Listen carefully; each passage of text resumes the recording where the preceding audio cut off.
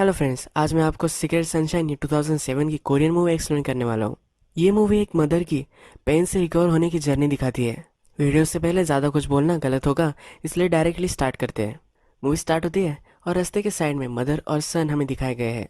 इनकी जो कार होती है ब्रेक डाउन हो चुकी होती है। मदर ने एक मैकेनिक को कॉल किया होता है, पर इस मैकेनिक को उसने जो लोकेशन बताई है ये पता नहीं होती, क्योंकि जो मदर है इसको भी एक्चुअल में लोकेशन पता नहीं है। ये हमारे मेन कैरेक्टर है, इसका नाम शिने है। शिने फिर एक कार वाले को हाथ देती है, जो फिर रुक जाता है। एग्जैक्ट लोकेशन मैकेनिक को दे देता है। अब थोड़ी सी देर होने वाली होती है और साइड में ही एक छोटी सी रिवर होती है। तो ये मदर एंड सन ये दोनों रिवर के पास आकर बैठ जाते हैं। मदर कहती है कि कितना अच्छा लग रहा है ये सनशाइन। शिने अपने बेटे से कहती है कि फादर को हमेशा यहाँ आना था। सन कहता है कि फादर तो यहाँ नहीं है। मदर कहती है हम तो यहाँ है, हम दोनों हमेशा एक साथ रहने वाले हैं। थोड़ी देर में मैकेनिक आ जाता है, वो गाड़ी फिक्स करता है। ये जो मैकेनिक है ये हमारा और एक मेन कैरेक्टर है, इसका नाम किम है। किम शिने से पूछता है कि क्या ये तुम्हारा फर्स्ट टाइम यहाँ आने का। वो कहती है कि हाँ, पर वो अब यही रहने वाली है ये भी उसे बताती है। शिने एक पियानो आर्टिस्ट होती है, उसे अब पियानो के लिए क्लासेस लेने हैं, इसलिए उसे एक बड़ा हॉल लगने वाला है। वो कहाँ रहने वाली है ये भी उसे पता नहीं, तो रेंट के लिए भी उसे एक जगह चाहिए। किम इसी गाँव में रहता है तो उसके कॉन्टैक्ट्स है और यह सब उसे दिलवा सकता है, इसलिए वो सब जगह कॉल करता है और इंक्वायरी करता है। जिस गांव में अब वो रहने वाली होती है इसका नाम मिरियांग होता है। शीने फिर किम से पूछती है मिरियांग कैसा गांव है। किम कहता है कि सीधा साधा गांव है, लोग एक दूसरे को जानते हैं, ज़्यादा कुछ बड़ा इसमें नहीं है। शीने उसका मीनिंग उससे पूछती है, पर शीने को ऑलरेडी इसका मीनिंग पता होता है। वो कहती है कि इसका मीनिंग सीक्रेट सनशाइन है। किम कहता है कि ये भी सही है, ये सूट होता है इस गाँव को। जब थोड़े दिन चले जाते हैं तो शीने किम से मिलने आती है। वो किम को कहती है कि तुमने जो भी सब बताया था वैसे सब कुछ सही से हो गया है। उसे पियानो के लिए स्टूडियो भी मिल चुका है और वो अच्छे से रह रही है। किम उसे अंदर इनवाइट करता है, पर वो अपने बेटे के साथ होती है तो चली जाती है। घर जाते वक्त एक उसे शॉप दिखती है, ये कपड़ों की शॉप होती है। यहाँ के ओनर के पास वो आती है, ये भी एक लेडी होती है, तो उससे वो बात करने लग जाती है। वो कहती है मैंने बहुत बार तुम्हारा शॉप देखा है, इस शॉप में अच्छी तरीके से लाइट नहीं आ पाती। मुझे लगता है कि अगर तुमने इस प्लेस को रीडेकोरेट किया तो बहुत सारे कस्टमर यहाँ आ सकते हैं, तुम्हारे बिजनेस के लिए बहुत अच्छा हो सकता है, वरना कस्टमर डाउन हो जाएंगे। ये जो शॉप की लेडी होती है ये उससे कहती है कि मुझे तुम्हारे बारे में पता है, शिने का हस्बैंड मर चुका है, उसे हमेशा मिरियांग में रहना था, अब वो यहाँ नहीं है, तो इसलिए अब शिने यहाँ रह रही है। शिने के हस्बैंड के बारे में इस शोर की लेडी को पता होता है। ये एक छोटा सा गाँव है और हर आदमी हर दूसरे आदमी को जानता है। शिने का जो कहना होता है ये कहकर वो वहाँ से चली जाती है। किम को शिने अच्छी लगती है, जब भी टाइम मिले तो शिने के पास वो आ जाता है। उसके बहुत सारे कांटेक्ट भी होते हैं, तो अपने फ्रेंड्स को वो कॉल करता है, उन्हें कहता है बहुत अच्छी एक पियानो टीचर हमारे टाउन में आई है, तो उससे उनके बच्चों को वो पियानो लेसन्स ले, ऐसा बोल रहा होता है। शिने के पास आकर वो एक फ्रेम भी लगाता है जिसमें दिया होता है कि शिने एक अवार्ड विनिंग पियानो टीचर है। शिने पूछती है कि ये तो गलत है, ये क्या कर रहे हो। वो कहता है कि इससे लोग ज़्यादा कन्विंस होंगे। ये लगाकर वो चला जाता है। शिने का बेटा होता है तो नर्सरी टाइप स्कूल में हो जाता है। वहाँ एक ही टीचर होता है जो सबको सिखाता है। यहाँ का जो टीचर है वो सब बच्चों को स्कूल होने के बाद घर छोड़ कर देता है। शिने भी अपने बेटे के साथ गाड़ी में बैठती है और टीचर सबको घर छोड़ रहा होता है। यहाँ वो क्यों शिफ्ट हुई है ये सब उस टीचर को बताती है। उसे ये भी कहती है कि मैं लैंड बाय करना चाहती हूँ, अब मैं यहाँ परमानेंट रहना चाहती हूँ, इसलिए मुझे लैंड बाय करनी है।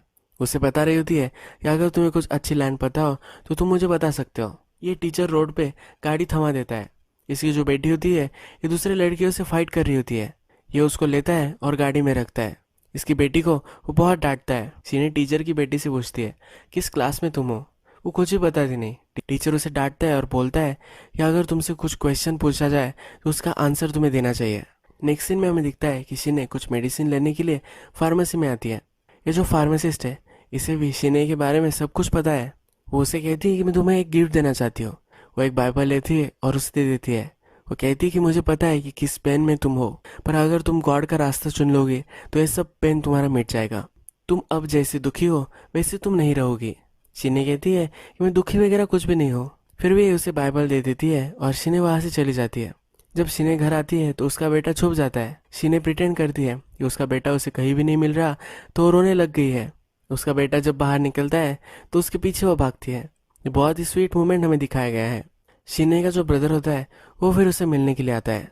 शिने के बेटा जब सो जाता है तब ये दोनों बात करने लग जाते हैं। ब्रदर कहता है कि उस आदमी के लिए तुम क्यों इतना ग्रीव कर रही हो। शिने का जो हस्बैंड था किसी दूसरी औरत के साथ उसका चक्कर था, इसीलिए शिने का ब्रदर उसे कह रहा है कि वो तुमसे फेथफुल नहीं था, फिर भी तुम उसके लिए मौन कर रही हो। ये गलत उसे लग रहा होता है। शिने एक्सेप्ट करने के लिए रेडी नहीं होती। शिने कहती है ये मुझसे और उसके बेटे से बहुत प्यार करता था, ऐसा कुछ भी नहीं है। नेक्स्ट सीन में हमें दिखता है कि किम शिने और उसके ब्रदर को एक लैंड दिखा रहा होता है। ये जो लैंड होती है ये शिने का ब्रदर उसे बाय कर देने वाला होता है। किम फिर शिने और उसके ब्रदर को लंच के लिए लेकर आता है। वो कहता है कि इस लैंड का जो ओनर है ये बहुत ही बड़ा आदमी है, ये बहुत ही इन्फ्लुएंशियल है, उससे बहुत सारे काम वो कर सकता है। इसे मिलने के लिए शिने को एक अपॉइंटमेंट लेनी पड़ती है। शिने किम से पूछती है कि इतना इन्फ्लुएंस कुछ मैटर करता है। किम कहता है कि मुझे इतना पता नहीं, पर आदमी की इससे डेवलपमेंट तो हो जाती है। शिने उसे कहती है कि तुम जैसे आदमी को कुछ कहा जाता है, उसे स्नॉब बुलाती है। स्नॉब का मतलब होता है कि ऐसा आदमी जो उससे ज़्यादा फाइनेंशियल सिचुएशन उनकी अच्छी होती है, हायर पोजीशन होती है, उनको ही ज़्यादा वैल्यू देता है, उसके नीचे जो होते हैं उनको वैल्यू नहीं देता, उसे वो स्नॉब बुलाती है। शिने का ब्रदर अब यहाँ से जाने वाला होता है तो किम उसे छोड़ने के लिए आता है। शिने का ब्रदर उसे कहता है कि मुझे तुम्हें एडवाइस देनी है। शिने जो है उसके टाइप की तुम नहीं हो, तो प्लीज़ अपना टाइम वेस्ट मत करना। किम कुछ भी नहीं बोलता, वहाँ से चला जाता है। शिने हमें एक ब्यूटी पार्लर में दिखती है, वह अपने हेयर वो कट कर रही होती है। वहाँ और भी कुछ औरतें होती है जो शिने के बारे में बात कर रही होती है। शिने ने जिसको बताया होता है कि उसे इंटीरियर डेकोरेशन करना चाहिए, वो बोल रही होती है ये बहुत ही घटिया एडवाइस है। वो सब शिने पर हंस रहे होते हैं। जब ये शॉप वाली उठती है तो शिने को देखती है, वैसे प्रिटेंड करते हैं एक दूसरे को उन्होंने सुना ही नहीं है। आज शिने का सन अपने मदर के बारे में एक ऐसे बोलकर सुनाने वाला था। शिने वहाँ जाती है, उसे बहुत ही चीयर करती है। सब लोग फिर सेलिब्रेशन करने के लिए होटल में आ जाते हैं। वहाँ टीचर वगैरह भी होता है, ये सब एंजॉय कर रहे होते हैं। तो शिने को कॉल आता है, जिस आदमी की लाइन थी वो आज आया हुआ है और किम ने शिने को कॉल किया होता है कि तुम्हें उससे मिलना चाहिए। ये डिनर छोड़कर वो जा रही होती है। वो सबको कह कर जाती है कि उसे लैंड बाय करनी थी, उसका ओनर यहाँ आया है। जो टीचर होता है उसे बाहर छोड़ने के लिए आता है। शिने उससे पूछती है क्या तुम मुझसे कुछ बात करना चाहते हो। टीचर कहता है कि कुछ भी नहीं, और शिने फिर वहाँ से चली जाती है। नेक्स्ट सीन में हमें ओनर और शिने इन दोनों की मीटिंग दिखाई गई है। इसमें शिने ओनर को पियानो बजाकर दिखा रही होती है। ओनर इससे इम्प्रेस्ड हो जाता है। वो किम को कहता है तुम्हारी एज बहुत ही बढ़ चुकी है। उसकी एज 39 हो चुकी होती है, तो वो सजेस्ट कर रहा होता है कि वो शिने से शादी कर सकता है। रात में हमें दिखता है कि जो शॉप वाली थी वो अब शिने के साथ फ्रेंड हो चुकी है, और भी शिने के फ्रेंड्स की जो मदर होती है, ये सब मिलकर अब क्लब में आ चुके हैं। आज ये पार्टी कर रहे होते हैं। शिने बहुत ही ड्रंक हो जाती है। इसे क्लब में एक कॉल आता है। इसके सन का एक कॉल होता है, पर इसे कुछ सुनाई नहीं दे रहा होता, तो ये कुछ बात नहीं कर पाती है। जब ज़्यादा रात हो जाती है, ये घर आने के लिए रेडी होती है, तब उसे फिर से कॉल आता है। इस कॉल पर कोई भी बोल नहीं रहा होता। थोड़ी देर बाद ये घर पर पहुंचती है। घर पर आने के बाद उसका सन उसे कहीं भी नहीं दिखता। ये बहुत ही डिस्टर्ब हो जाती है। वहाँ फिर उसका फ़ोन रिंग करता है। शिने का जो सन होता है वो किडनैप हो चुका होता है, और एक किडनैपर का कॉल होता है। शिने बहुत ही डर जाती है। वो कहती है कि तुम जैसा कहोगे वैसा मैं करूँगी, सिर्फ मुझे मेरे सन की आवाज़ सुनने दो। ये किडनैपर उसे अपने सन की आवाज़ नहीं सुनने देता। ये रात में भाग भाग कर किम के पास जाती है। किम अपने शॉप में होता है और कैरियो पे गाना गा रहा होता है। उसे हेल्प मांगना चाहती है, पर वो अपना माइंड चेंज कर लेती है। शिने के पास जितने सारे सब पैसे होते हैं वो सब वो बैंक से निकालती है। उसके पास कम ही पैसे होते हैं, पर किडनैपर की डिमांड बहुत ही ज़्यादा होती है। किडनैपर फिर उसे एक स्पॉट पर बुलाता है। वहाँ की जो डस्टबिन होती है वहाँ पैसे रखने के लिए बोलता है। शिने ये सब करती है। किडनैपर का फिर से उसे कॉल आता है। शिने कहती है कि मैंने स्पॉट पर पैसे रख दिए हैं। शिने पूछती है कि कब मुझे मेरा बेटा मिलेगा। किडनैपर कहता है कि वो उसे फिर से कॉल करेगा। शिने उस पर चिढ़ जाती है, कब तुम मुझे कॉल करने वाले हो, पर वो कुछ कर भी नहीं पाती। जब वो घर पर आती है तब किडनैपर का फिर से उसे कॉल आता है। जो पैसे उसने दिए थे बहुत ही कम थे। किडनैपर लैंड के बारे में उसे पूछता है। वो कहता है कि तुम तो लैंड बाय करने वाली थी, तो बहुत सारे पैसे तुम्हारे पास होने चाहिए। शिने उसे कहती है कि जो लैंड बाय करने वाली थी ये सिर्फ दिखाने के लिए था, मैं रिच हूँ ऐसा मैं दिखा रही थी। मेरे हस्बैंड की पॉलिसी से मुझे पैसे तो मिले थे, पर ये सब मैंने स्टूडियो बाय करने में खर्च कर दिए। मेरे पास ज़्यादा पैसे नहीं है। किडनैपर फिर कॉल काट देता है। नेक्स्ट सीन में हमें दिखता है कि अब शिने ने पुलिस को इन्फॉर्म कर दिया है। वहाँ किम भी होता है। वो डिस्कस कर रहे होते हैं मिरियांग में ऐसा कैसे हो सकता है, ऐसा तो ये टाउन नहीं था। जब शिने घर पर आती है तो टीचर की जो बेटी होती है वो अंदर झाँक रही होती है। शिने को शक चला जाता है और वो पुलिस को कॉल कर कर ये बता देती है। नेक्स्ट दिन पुलिस शिने के घर पर आती है। उसे एक स्पॉट पर लेकर जाते हैं जहाँ उन्हें एक बॉडी मिली होती है। ये शिने के सन की बॉडी होती है। ये देखकर वो तहस नहस हो जाती है। पुलिस स्टेशन में हमें शीने दिखती है। ये जो मर्डर किया गया था ये टीचर ने ही किया होता है। टीचर को सब पुलिस स्टेशन में लाते हैं और किम उस पर बहुत ही भड़क जाता है। उसे वो मारने की कोशिश करता है। सीन में हमें दिखता है कि बहुत सारे रिलेटिव्स आए हुए हैं। शीने का जो सन है इसका आज क्रिमेशन हो रहा है। शीने की मदर इन लॉ भी यहाँ होती है और बहुत ही रोने लग जाती है। जब वो बाहर आती है तो देखती है कि शीने रो नहीं रही। उसे बहुत ही गुस्सा आ जाता है। वो कहती है कि पहले तुमने अपने हस्बैंड को मार दिया और अब अपने बेटे को भी खा गई। शीने की डॉटर इन लॉ को सब संभालते हैं, उसे लेकर जाते हैं। किम शीने की साइड लेता है। वो कहता है कि मुझे पता है कि तुम हर्ट हो रही हो, पर फिर भी तुम शीने को ऐसा नहीं बोल सकती। शीने की मदर इन लॉ कहती है कि तुम कौन हो ये सब बोलने के लिए। शीने कहता है कि मैं कोई भी नहीं हूँ, फिर भी ये सही है बोलना। शीने वही बैठ जाती है। किम उसके पास आता है तो उसे कहती है कि मैंने उस टीचर को क्यों जाने दिया। मुझे वही लग रहा था कि मैं उसे फाड़ दूँ, जिंदा काट दूँ। शीने जीते जी मरे हुए आदमी जैसी हो जाती है। वो टीवी देखती है तो देखती रह जाती है। ये एक रोबोट की तरह इमोशनलेस हो जाती है। जब वो पियानो क्लास लेती है तो बच्चों के सामने ही रो पड़ती है।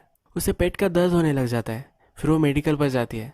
मेडिकल पर जो लेडी होती है उसे फिर से कहती है तुम जिस सब से गुजर रही हो इसके लिए गॉड ही तुम्हें हेल्प कर सकता है। तुम जब गॉड पर बिलीव करोगी तब तुम्हें पता चलेगा ये सब जो हुआ है इसके पीछे एक रीज़न है। गॉड बहुत ही ग्रेट है और सबका ख्याल रखता है, वो उसे कह रही होती है। शीने इस पर बिलीव नहीं करती। ये मेडिकल वाली कहती है कि गॉड सब में बसते हैं, तुम में, मुझ में, इस सनलाइट में, हर जगह ही होते हैं। शीने कहती है कि गॉड अगर इतने सही होते तो मेरे बेटे को नहीं लेकर जाते, और ये जो सनलाइट है इसमें तो मुझे कहीं गॉड नहीं दिखाई दे रहा। वो बिलीव नहीं कर रही होती और वहाँ से चली जाती है। इस मेडिकल वाले ने उसे कहा होता है हम सब लोग एक जगह मिलते हैं, वहाँ तुम्हें आना चाहिए। शीने वहाँ से चली गई होती है। नेक्स्ट दिन शीने को अपने बेटे की डेथ रजिस्टर करनी होती है।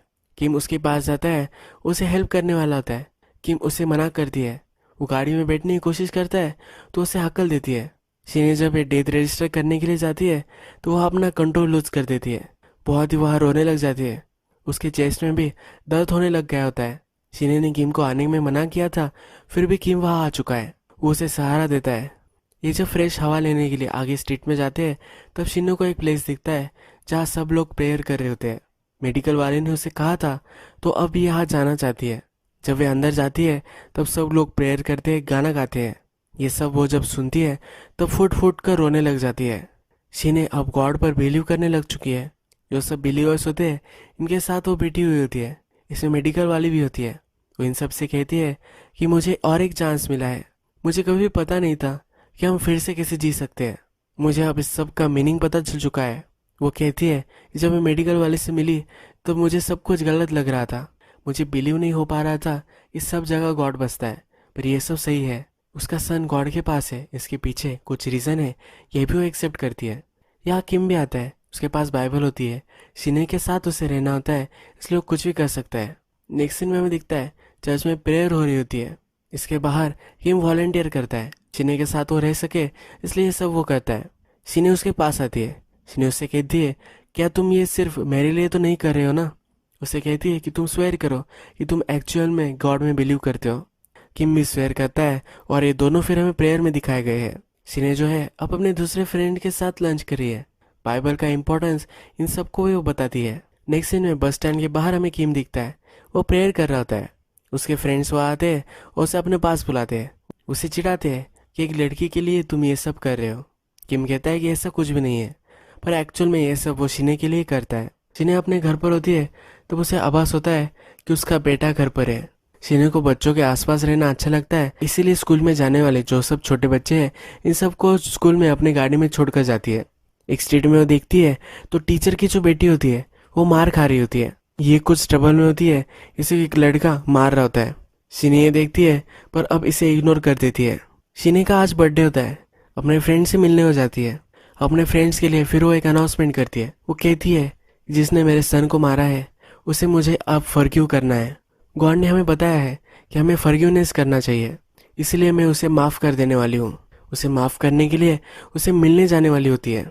जब उसे माफ़ करने वाली होती है और मिलने जाने वाली होती है किम भी वहाँ होता है। किम उसे कहता है उसे माफ़ करने के लिए तुम्हें उसे देखना ही चाहिए, ऐसा कुछ भी ज़रूरी नहीं है। पर शीने उसकी मानती नहीं।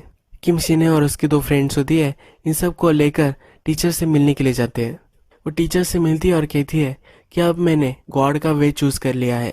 मुझे फॉरगिवनेस करनी चाहिए, तो इसीलिए मैं अब तुम्हें फॉरगिव कर रही हूँ। टीचर कहता है कि जब मैं प्रिजन में आया तब मुझे भी गॉड मिल चुका है। मैं भी एक दिन बहुत रोया और उसके बाद गॉड ने मुझे माफ़ कर दिया है। वो शीने से कहता है कि मैं बहुत ही खुश हूँ कि तुम्हें भी ये रास्ता मिल चुका है। मैं हर रोज़ तुम्हारे लिए प्रे करता हूँ। टीचर बहुत ही पीसफुल लगता है। शीने जब ये सब सुनती है तो वो डिस्टर्ब हो जाती है। वो जब बाहर आती है तो उसे चक्कर आती है और गिर जाती है। शीने फिर हमें हॉस्पिटल में दिखाई गई है। किम हॉस्पिटल के बाहर ही होता है। उसकी मदर का उसे कॉल आता है। उसकी मदर उसके लिए केयर करती है, इसके लिए उसे हमेशा कॉल करती रहती है। किम उसे कहता है कि मेरी तुम चिंता मत करो, मैं सही हूँ। वो कैसे रह रहा है, उसका हाल चाल, यह सब उसकी मदर हमेशा उससे पूछती रहती है।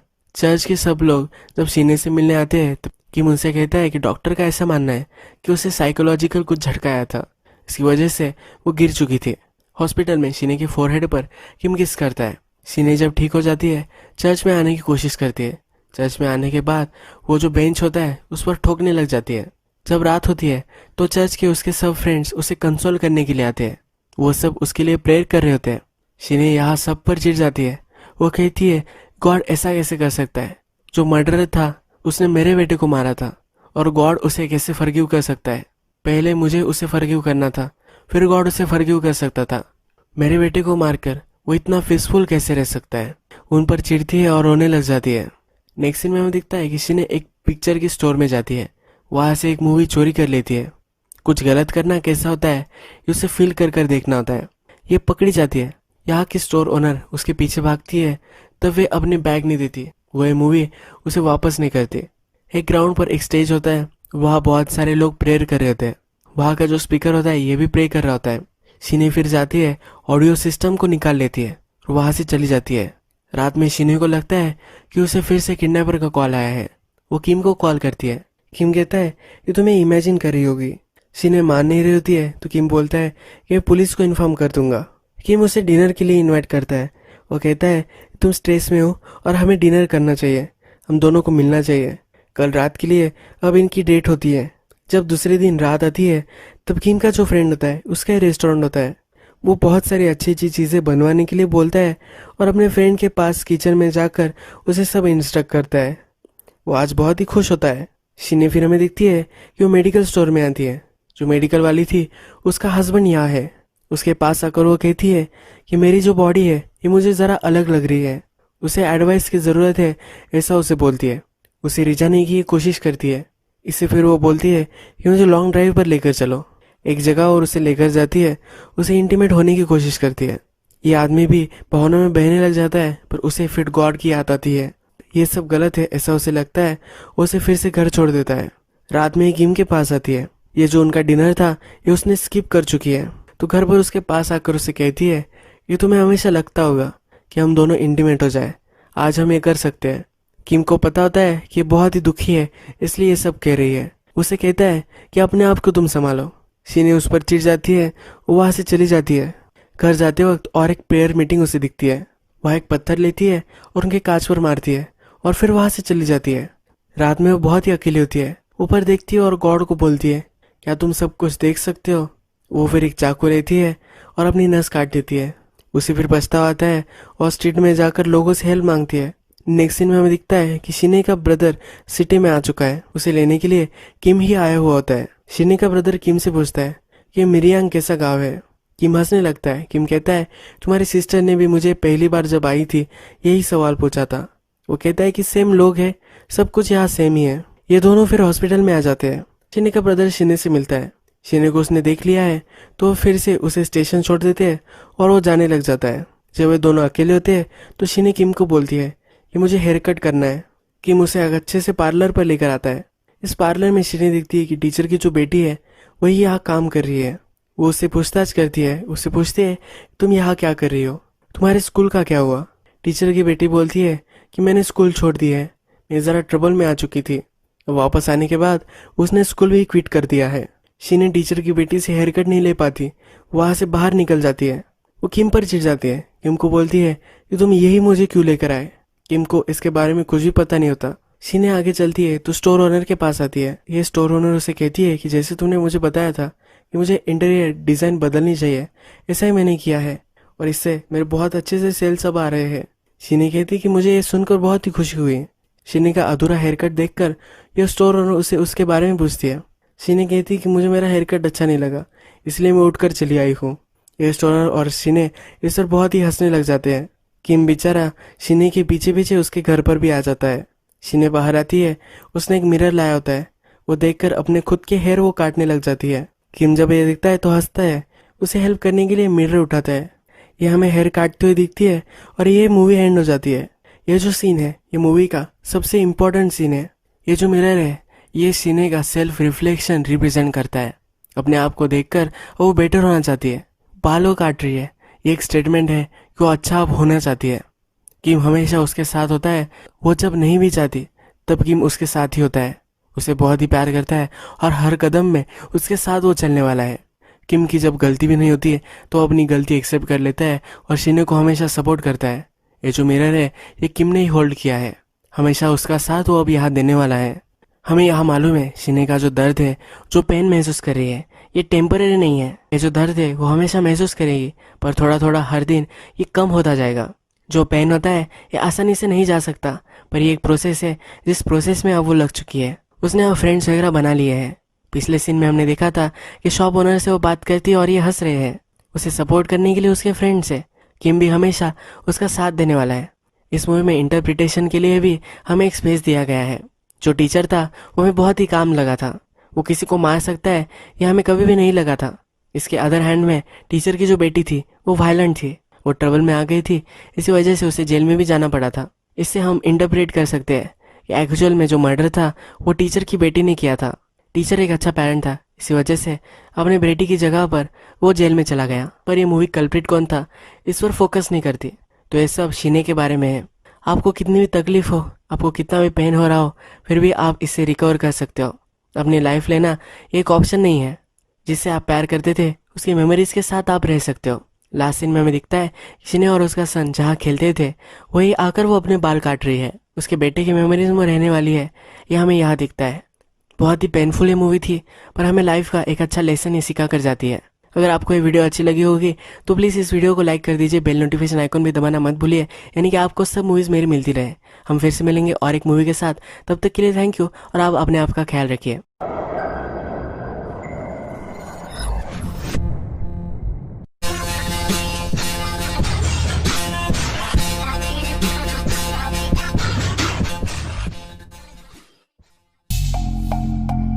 हेलो फ्रेंड्स, आज मैं आपको सीक्रेट सनशाइन की 2007 की कोरियन मूवी एक्सप्लेन करने वाला हूँ। ये मूवी एक मदर की पेन से रिकवर होने की जर्नी दिखाती है।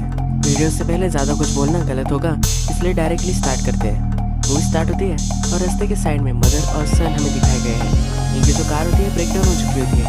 मदर ने एक मैकेनिक को कॉल किया है, पर इस मैकेनिक को उसने जो लोकेशन बताई है ये पता नहीं होती, क्योंकि जो मदर है इसको भी एक्चुअल में लोकेशन पता नहीं है।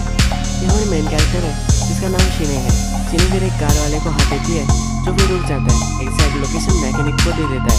और थोड़ी सी देर होने वाली होती है और साइड में ही एक छोटी सी रिवर होती है। तो मदर एंड सन ये दोनों रिवर के पास आकर बैठ जाते हैं। मदर कहती है कितना अच्छा लग रहा है ये सनशाइन। शिने अपने बेटे से कहती है कि फादर को हमेशा यहाँ आना था। सन कहता है कि फादर तो यहाँ नहीं है। मदर कहती है हम तो यहाँ हैं, हम दोनों हमेशा एक साथ रहने वाले हैं। थोड़ी देर में मैकेनिक आ जाता है, वो गाड़ी फिक्स करता है। ये जो मैकेनिक है ये हमारा और एक मेन कैरेक्टर है, इसका नाम किम है। किम शिने से पूछता है क्या ये तुम्हारा फर्स्ट टाइम यहाँ आने का? वो कहती है कि हाँ, और वो अब यही रहने वाली है, ये भी उसे बताती है। शिने एक पियानो आर्टिस्ट होती है, उसे अब पियानो के लिए क्लासेस लेने हैं, इसलिए उसे एक बड़ा हॉल लगने वाला है। वो कहाँ रहने वाली है ये भी उसे पता नहीं, तो रेंट के लिए भी उसे एक जगह चाहिए। किम इसी गाँव में रहता है, उसके कॉन्टैक्ट्स है, पर यह सब उसे दिलवा सकता है, इसलिए वो सब जगह कॉल करता है और इंक्वायरी करता है। पेन महसूस कर रही है, ये टेम्पररी नहीं है। ये जो दर्द है वो हमेशा महसूस करेगी, और थोड़ा थोड़ा हर दिन ये कम होता जाएगा। जो पेन होता है ये आसानी से नहीं जा सकता, पर ये एक प्रोसेस है जिस प्रोसेस में अब वो लग चुकी है। उसने अब फ्रेंड्स वगैरह बना लिए हैं। पिछले सीन में हमने देखा था कि शॉप ओनर से वो बात करती है और ये हंस रहे हैं। उसे सपोर्ट करने के लिए उसके फ्रेंड्स है। किम भी हमेशा उसका साथ देने वाला है। इस मूवी में इंटरप्रिटेशन के लिए भी हमें एक स्पेस दिया गया है। जो टीचर था वो हमें बहुत ही काम लगा था। वो किसी को मार सकता है यह हमें कभी भी नहीं लगा था। इसके अदर हैंड में टीचर की जो बेटी थी वो वायलेंट थी, वो ट्रबल में आ गई थी, इसी वजह से उसे जेल में भी जाना पड़ा था। इससे हम इंटरप्रेट कर सकते हैं कि एक्चुअल में जो मर्डर था वो टीचर की बेटी ने किया था। टीचर एक अच्छा पेरेंट था, इसी वजह से अपने बेटी की जगह पर वो जेल में चला गया। पर ये मूवी कल्प्रिट कौन था इस पर फोकस नहीं करती। तो ये सब शीने के बारे में है। आपको कितनी भी तकलीफ हो, आपको कितना भी पेन हो रहा हो, फिर भी आप इससे रिकवर कर सकते हो। अपनी लाइफ लेना एक ऑप्शन नहीं है। जिससे आप प्यार करते थे उसकी मेमोरीज के साथ आप रह सकते हो। लास्ट सीन में दिखता है शीने और उसका सन जहाँ खेलते थे वहीं आकर वो अपने बाल काट रही है। उसके बेटे की मेमोरीज में रहने वाली है, ये हमें यहाँ दिखता है। बहुत ही पेनफुल ये मूवी थी और हमें लाइफ का एक अच्छा लेसन ही सिखा कर जाती है। अगर आपको ये वीडियो अच्छी लगी होगी तो प्लीज़ इस वीडियो को लाइक कर दीजिए, बेल नोटिफिकेशन आइकन भी दबाना मत भूलिए, यानी कि आपको सब मूवीज़ मेरी मिलती रहे। हम फिर से मिलेंगे और एक मूवी के साथ। तब तक के लिए थैंक यू और आप अपने आप का ख्याल रखिए।